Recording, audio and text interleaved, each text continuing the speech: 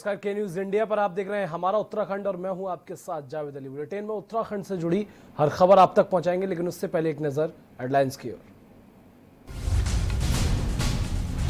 Corona virus से निपटने के लिए बड़ा ऐलान, टेस्टिंग बढ़ाने के लिए 11.25 करोड़ रुपए को मंजूर, टेस्टिंग क्षमता बढ़ाने पर जोर।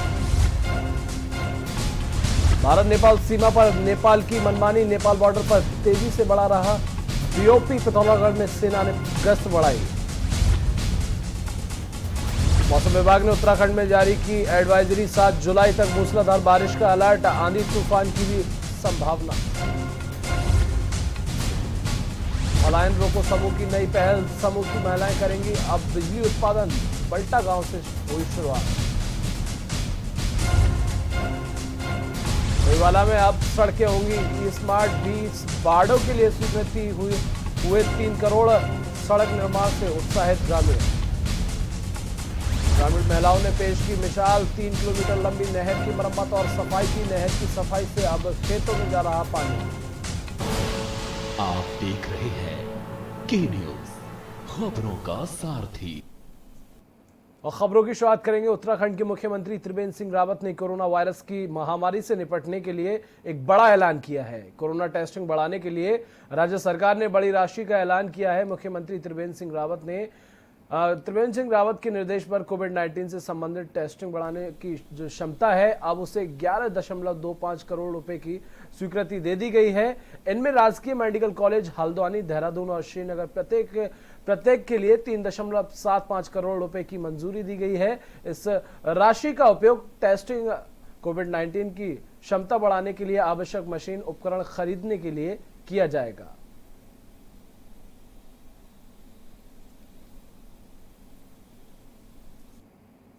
अब प्रदेश में आषाढ़ के महीने में खेतों में अलग प्रकार की रौनक देखने को मिलती है।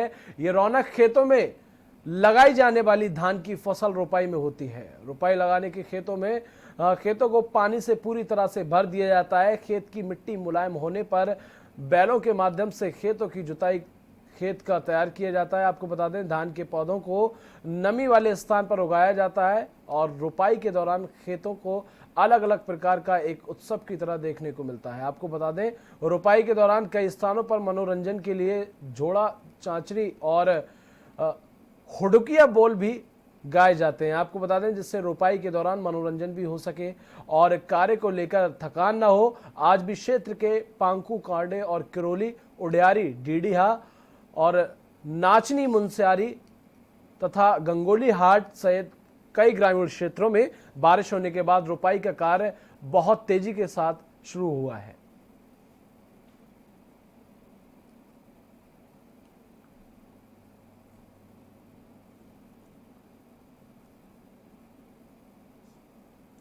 और पेट्रोल और डीजल के बेतहाशा बढ़ते दामों के कारण अन्य चीजों के बढ़ते दामों को मुद्दा बनाकर कांग्रेस भाजपा सरकार को कटघरे में खड़ा करते हुए चौतरफा हमला कर रही है, जिसके चलते देश के अन्य हिस्सों की तरह उत्तराखंड प्रदेश में भी कांग्रेसी पदाधिकारी और कार्यकर्ता विरोध प्रदर्शन कर रहे हैं। इसी क्रम में विकास नगर अंतर्गत सेलाकुई क्षेत्र में कांग्रेस के दिग्गज नेता और पीसीसी चीफ प्रीतम की अगुवाई में कांग्रेसी कार्यकर्ताओं ने पेट्रोल और डीजल के बढ़ते दामों के विरोध में साइकिल रैली निकालकर अपना आक्रोश जताया। इस दौरान प्रदेश कांग्रेस अध्यक्ष प्रीतम सिंह ने मीडिया से बात करते हुए बताया कि सरकार को घेरने की कोशिश की। उन्होंने कहा कि भाजपा सरकार बहुत हुई महंगाई की मार, अब की बार भाजपा सरकार नारे के साथ सत्ता में आई थी, लेकिन इसके राज में दिनों दिन महंगाई बढ़ती जा रही है और पेट्रोल और डीजल के दामों ने तो सारे रिकॉर्ड तोड़ दिए हैं।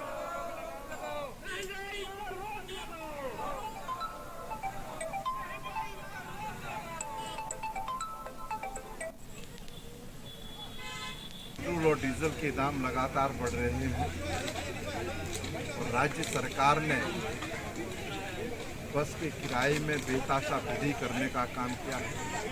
इसके विरोध में कांग्रेस जन जो है लगातार धरना प्रदर्शन करते हुए सरकार का ध्यान इस ओर इंगित करने का काम कर रही है, तो मुकदमे बनाने का काम करती है। तो मैं त्रिवेंद्र सरकार से कहना चाहता हूँ, एक नहीं आप 1000 मुकदमे बना लीजिए, लेकिन कांग्रेस जो जनहित की बात होगी, जो जनता के हित में बात होगी, उसके खिलाफ सड़क पर उतरकर संघर्ष करने का काम करेंगे। उधर उत्तरकाशी में उत्तराखंड सरकार के उच्च शिक्षा राज्य मंत्री डॉक्टर धन सिंह रावत यमुना घाटी दौरे पर हैं। पीडब्ल्यूडी गेस्ट हाउस में कार्यकर्ताओं से आज मुलाकात करेंगे। वहीं यमुना घाटी के विभिन्न कार्यक्रमों में हिस्सा भी लेंगे। कार्यक्रम की बात करें तो सौ राजेंद्र सिंह रावत महाविद्यालय बड़कोट का निरीक्षण भी करेंगे। बता दें कि इससे पहले धन सिंह रावत और केदार सिंह रावत ने बड़कोट में कोरोना वॉरियर्स को सम्मानित किया था। पत्रकार, स्वास्थ्य कर्मी, आंगनबाड़ी कार्यकर्त्री, आशा पुलिस कर्मियों, तहसील प्रशासन आदि भी शामिल रहे। यमुनोत्री के लोकप्रिय विधायक केदार सिंह रावत भी साथ में मौजूद थे।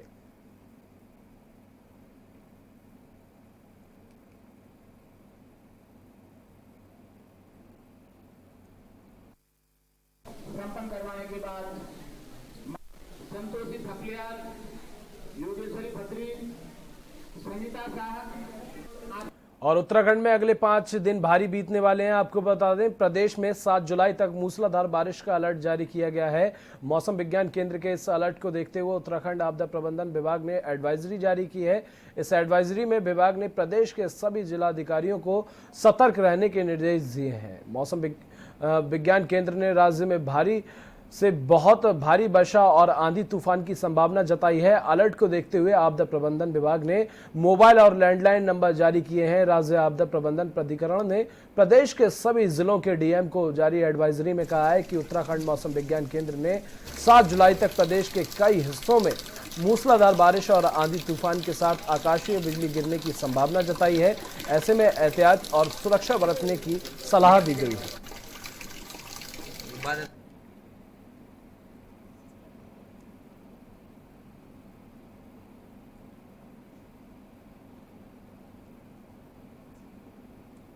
जंगल का राजा शेर होता है, लेकिन अगर इन शेरों की हिफाजत कुत्ते करें तो आप क्या कहेंगे? आपको ये बात सुनने में भले ही अटपटी लग रही हो, लेकिन ये बात 16 आने सच है। जी हां, उत्तराखंड के घने जंगलों में एक ऐसी भी जगह है जहां पर जंगलों में रह रहे खूंखार बाघों की सुरक्षा कर्मचारियों के साथ साथ कुत्ते भी करते हैं। ये कुत्ते इतने खतरनाक हैं कि अगर कोई भी शिकारी बाघों की तरफ हमला करने की सोचता भी है तो उससे पहले उस पर हमला कर देते हैं। आखिरकार क्या है इन कुत्तों की खासियत और इनके रहते बाघों की सुरक्षा कवच की कहानी, इस रिपोर्ट में देखिए। बाघों की हिफाजत कर रहे कुत्ते।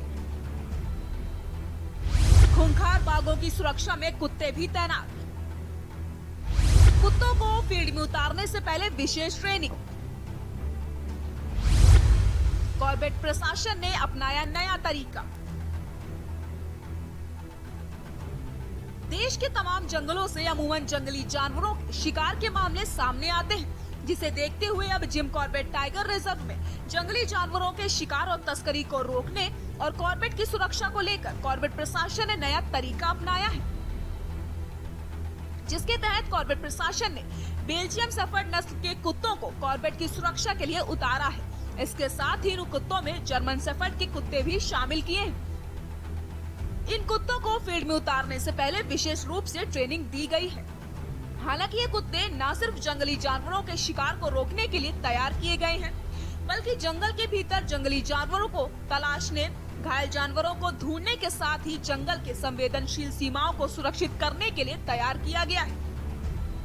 यही नहीं, कालागढ़ टाइगर रिजर्व और कॉर्बेट टाइगर रिजर्व में इस नस्ल के 4 कुत्ते तैनात किए गए हैं, जिसमें से एक कालागढ़ टाइगर रिजर्व में है, जबकि 3 लारडांग केनाल में तैनात किया गया है। ऐसा है कि अभी कुछ सालों से हमने एक पहल करी है कि हम अपने यहाँ एक डॉग स्क्वाड डेवलप करने डिपार्टमेंट में, तो हमने कॉर्बेट में और राजा जी में हमने इस तरह का डॉग्स को ट्रेन कराया है और उनके साथ उनके मास्टर्स भी रखे गए हैं। ये डॉग बड़े स्पेशलाइज्ड और मेनली जो वाइल्ड लाइफ प्रोडक्ट्स हैं जो लोग स्मगलिंग करते हैं उसको ये सूंघ करके ये पकड़ लेते हैं। शायद ये जो है इस तरह से ये लेके जा रहा है। कितनी बार जो क्राइम का सीन होता है, क्राइम के सीन में जो क्रिमिनल है वो तो मौका छोड़ के भाग जाता है, पर उसका जो है उसको ट्रेस करने के लिए हम इन कुत्तों को वहाँ ले जाते हैं और वहाँ ले जा कर के वो स्मेल के बेस पे फिर वो हमारी मदद करते हैं। तो ये जो इनकी ये ट्रेन डॉग्स हैं तो एक अच्छा एसेट फॉरेस्ट डिपार्टमेंट के पास आया है, क्योंकि इनकी जो स्मेलिंग सेंस है वो बहुत ज़बरदस्त। बेल्जियम शेफर्ड नस्ल के कुत्तों की खास बात ये है, इस नस्ल के कुत्तों में सूंघने की विशेष क्षमता होती है। यही नहीं, ये कुत्ते लोगों की भीड़ में भी संदिग्धों की पहचान कर लेने की क्षमता रखते हैं। ऐसे में जंगल के भीतर घायल जंगली जानवरों की तलाश करने में बेल्जियम शेफर्ड नस्ल के कुत्ते बड़ी भूमिका निभा सकते हैं। डेफिनेटली देखिए, ऐसा है कि हमें तो हर तरह से अपनी तैयारी रखनी है, क्योंकि हम लोग जो है इसमें जो फॉरेस्ट ऑफेंसेज हैं हमारे काफ़ी होते हैं, खासतौर पर पोचिंग के मामले बहुत होते हैं। तो ऐसे में ये जो है डॉग की जो हमारा यूनिट्स हैं ये बड़ी हेल्पफुल होते हैं।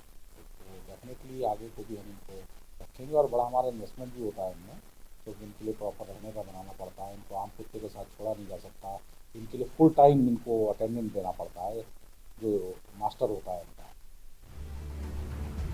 वहीं कॉर्बेट टाइगर रिजर्व के एसडीओ केएस खाटी ने बताया कि रांडी जर्मन शेफर्ड 3 डॉग्स पाले गए हैं, जो कि हमारे बस अड्डों में, रेलवे स्टेशनों में, मरीन बस्तियाँ जिसमें बागड़िया आते जाते रहते हैं, उनकी गश्त और निरीक्षण किया जाता रहता है।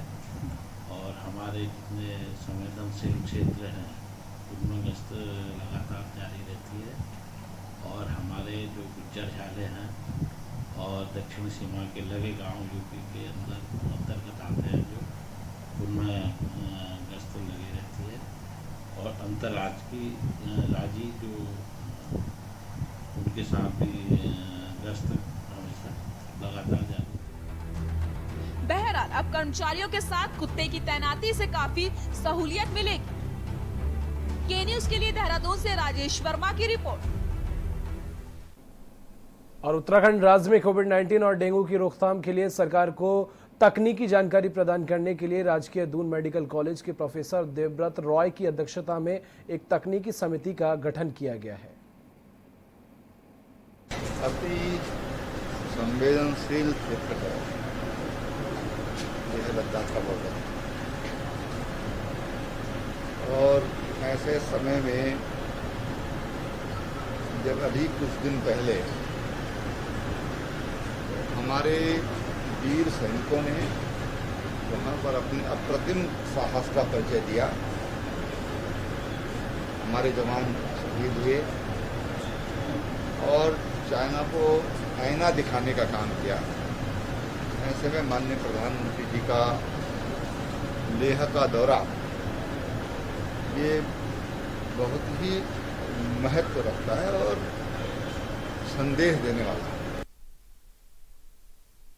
केंद्र सरकार की गाइडलाइंस के बाद उत्तराखंड सरकार ने भी धार्मिक स्थल और मॉल को खोलने की कवायद शुरू कर दी है, जिस पर पुलिस प्रशासन भी सतर्क नजर आ रही है। एसपी सिटी श्वेता चौबे की माने तो उनका कहना है कि यह धार्मिक स्थल खोलना एक चुनौतीपूर्ण जरूर है, लेकिन धार्मिक स्थलों में जो प्रॉपर गाइडलाइंस दी गई हैं उन्हीं के हिसाब से सभी ट्रस्ट को बता दिया गया है कि गाइडलाइन के अनुसार ही धार्मिक स्थल खोले जाएं। साथ ही सभी थाना प्रभारी को बता दिया गया है कि धार्मिक स्थल के लिए जो गाइडलाइंस हैं सुबह 7 बजे से शाम 7 बजे तक की खोलेंगे। जो सोशल डिस्टेंसिंग के नियम हैं उन्हें फॉलो करवाएं। वो भी जो भी धार्मिक स्थलों पर आएंगे वह मास्क सैनिटाइजर का प्रयोग करेंगे। इसके साथ ही हमारे एरिया के मॉल से उनकी कमेटी वाले हैं, आपको बता दें उनको भी बता दिया गया है कि जो भी गाइडलाइन दी गई है उनका पालन करेंगे। सभी को निर्देशित किया गया है यदि कोई नियमों का उल्लंघन करता हुआ नजर आया तो उसके खिलाफ सख्त कार्रवाई की जाएगी।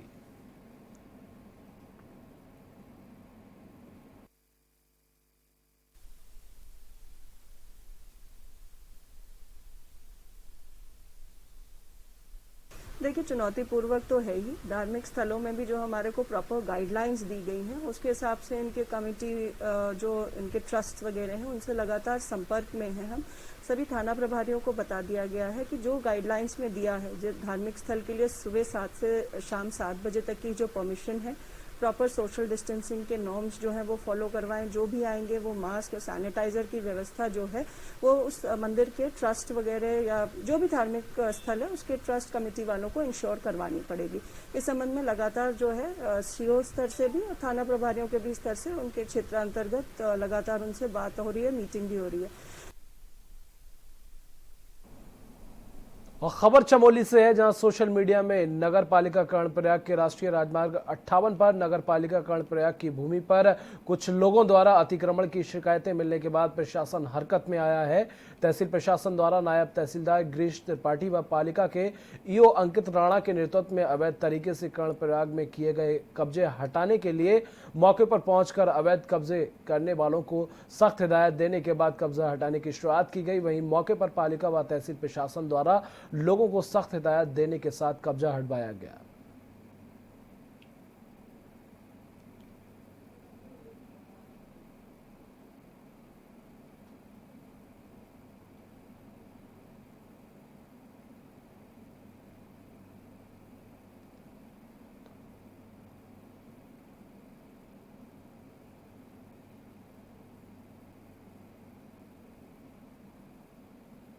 मिली थी कि नगर पालिका की जमीन पर एक अतिक्रमण किया जा रहा है, जिस पर कुछ मंदिर के ढांचे बनाए गए हैं। तो एसडीएम सर के निर्देशन में तथा तहसीलदार सर के निर्देशन में हम लोगों ने ईओ नगर पालिका की एक टीम गठित की तथा वहां पर संबंधित जो कर रहे थे अतिक्रमण उस महिला से और उनके बच्चों से बात की गई। उनके द्वारा ये कहा गया कि हम 3 दिन के अंदर इस ढांचे को स्वतः ही हटा देंगे। तो 3 दिन का उनको समय दिया गया है और अगर 3 दिन में वो नहीं हटाते तो जो भी तय कार्रवाई है उसके बाद वो की जाएगी। मुख्यमंत्री त्रिवेंद्र सिंह रावत की विधानसभा डोईवाला के नागल बुलंदावाला ग्राम पंचायत के किशनपुर ग्रांट गांव की महिलाओं ने खुद ही श्रमदान करने वन क्षेत्र में पड़ने वाले 3 किलोमीटर लंबी नहर की मरम्मत और सफाई करके अपने खेतों तक पानी पहुंचाया और खेतों की सिंचाई भी की। वन विभाग से परमिशन न मिलने के कारण इस सिंचाई नहर की मरम्मत नहीं हो पाने से नहर खंडर बनी हुई थी। किशनपुर ग्रांट गांव की ज्यादातर महिलाएं के पति भारतीय सेना में तैनात हैं और देश की सुरक्षा में हैं। लंबे समय से इस गांव की महिलाओं की शासन प्रशासन से मांग थी कि सिंचाई नहर को बनाकर उन्हें राहत दी जाए ताकि खेती बाड़ी करने में आसानी हो। लेकिन जब शासन प्रशासन के लोगों ने किशनपुर ग्रांट के गांव की इन महिलाओं की मांग को नहीं पूरा किया तो इन महिलाओं ने खुद ही मेहनत करते हुए श्रमदान करके 3 किलोमीटर लंबी इस नहर को सुधार कर सफाई कर दी, आपको बता दें, और पानी को खेत तक पहुंचा दिया। अब सवाल ये उठता है कि क्या सरकार इस गांव के किसानों की सुध लेकर इस नहर का पुल निर्माण कराएगी, क्योंकि वन क्षेत्र में खतरनाक जंगली जानवरों का खतरा हर समय रहता है। लेकिन इसके बाद भी महिलाओं ने अपनी जान की परवाह न करते हुए सिंचाई नहर का निर्माण कर दिया, जो कि सरकार के लिए आईना है।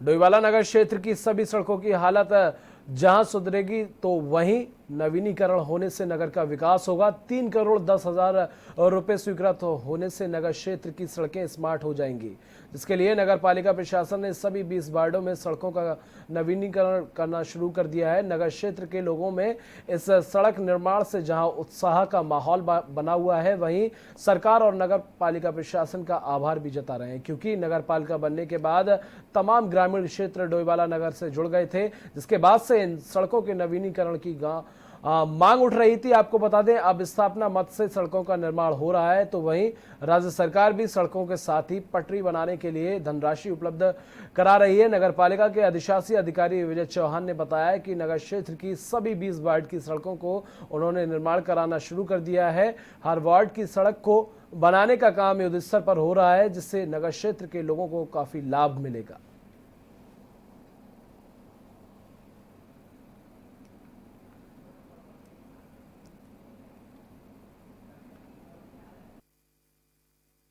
का बृहद रूप से एक्सटेंशन हुआ है, जो सीमा के अंतर्गत हमारे 7 वार्ड थे पहले, अब वही बढ़कर हमारे 20 वार्ड हो गए। 20 वार्ड में से बहुत सारे नए क्षेत्र आए हैं। उन क्षेत्रों में जहाँ भी हमारे वार्ड मेंबर्स ने अपने अपने प्रस्ताव दिए थे, उसके अकॉर्डिंग जो है हमने बोर्ड में रखा और बोर्ड के अकॉर्डिंग जो है हमने जो भी योजना भेजी थी उसके तहत हमारे माननीय मुख्यमंत्री द्वारा 1,24,00,000 अवस्थापना से हमको प्राप्त हुआ है।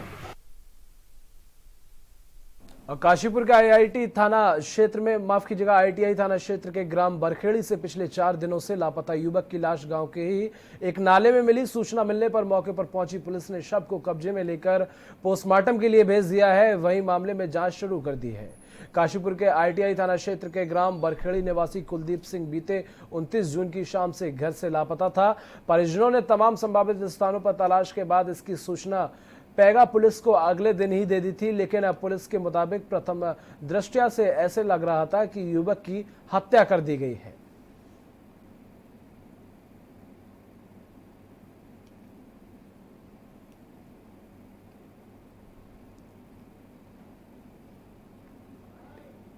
सिंह नामक एक युवक जो 24 वर्षीय था, ये बरखेड़ी का रहने वाला था, थाना ITI में।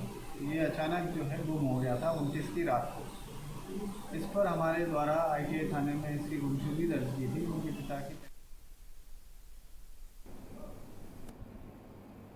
और वक्त एक छोटे से ब्रेक का, बहुत जल्द हाजिर होंगे।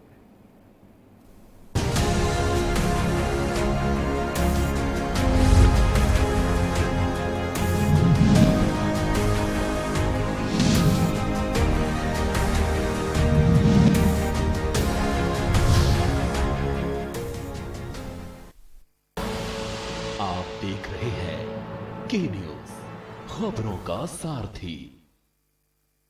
राम की जिंदगी को थोड़ा पढ़ भी लीजिए। आप मुद्दे से भटक रहे हैं। सब बोलेंगे, सबकी सुनेंगे, अनुशासन के साथ सवालों की झड़ी अड़ी, क्योंकि हमें है देश की पड़ी। सोमवार से शुक्रवार शाम 6 बजे TV9 भारतवर्ष, अब तो सब देख रहे हैं। आप देख रहे हैं के न्यूज, खबरों का सारथी।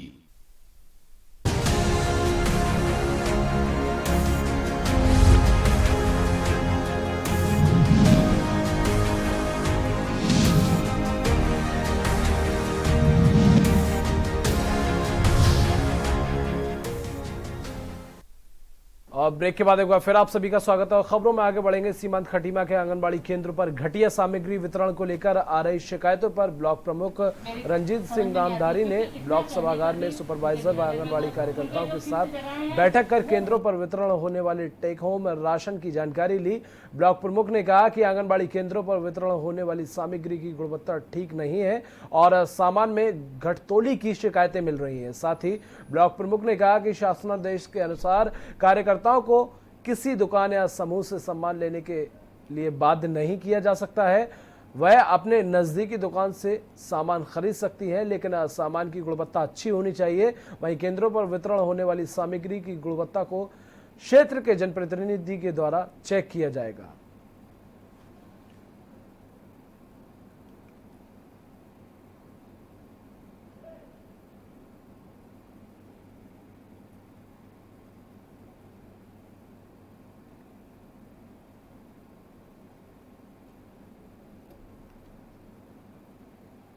दिशा निर्देश दिए जा रहे हैं कि THR वितरण के समय मात्रा और गुणवत्ता का विशेष ध्यान दें। पात्र लाभार्थियों तक सही मात्रा और सही गुणवत्ता का राशन पहुंचना चाहिए।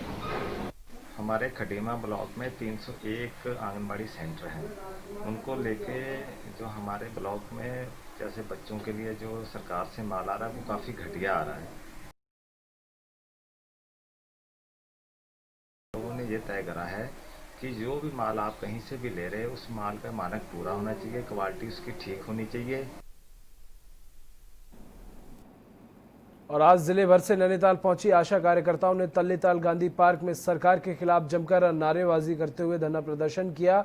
आशा कार्यकर्ताओं ने सरकार पर कोविड-19 के दौरान आशाओं को उचित सुविधाएं न देने और शोषण का आरोप लगाते हुए कहा कि बिना मानदेय के उत्तराखंड सरकार ने कोरोना महामारी और लॉकडाउन में भी सारे काम आशाओं से कराए, लेकिन बावजूद इसके आशाओं को जो पारिश्रमिक 2000 की जो घोषणा सरकार ने की थी वह समय पर नहीं मिल रही है। आपको बता दें, आशाओं पर काम का बोझ भी बढ़ा दिया गया है, लेकिन सरकार काम की मेहनत ताना देने के लिए मुंह मोड़ रही है। निश्चित तौर पर लोगों को जो शिक्षा स्वास्थ्य दिल्ली के लोगों को मिल रहा है उस पर मुझे लगता है कि उलटने जा रही है। केवल बाहर एक माहौल की स्थिति की जरूरत है, बल्कि इंटरनल स्ट्रेटेजी है कि यही कि वोटर तक हम कैसे पहुंचेंगे। और ये केवल एक चुनौती है, वो है भाजपा। कांग्रेस को कभी भी हम चुनौती या उसके रूप में नहीं देखते, क्योंकि जिस तरीके के 5 साल में भाजपा ने यहाँ पर कुशासन किया है उसको उखाड़ फेंकने की आवश्यकता है और उसको केवल एक ही पार्टी हटा सकती है, वो है आम आदमी पार्टी। क्योंकि भाजपा ने जिस तरीके की राजनीति पूरे देश में विभाजन की राजनीति की है उसको रोका जाना चाहिए। और खासकर जब हम उत्तराखंड की बात करते हैं तो मेरा ये मानना है कि जो मुख्यमंत्री जी हैं वो डमी मुख्यमंत्री ज़्यादा कह सकते हैं आप उनको। उनका कुछ अपना विजन नहीं है, कोई सोच नहीं है। और इसी के साथ हमारा उत्तराखंड में बस इतना ही। देश दुनिया की तमाम खबरों के लिए देखते रहिए के न्यूज़ इंडिया।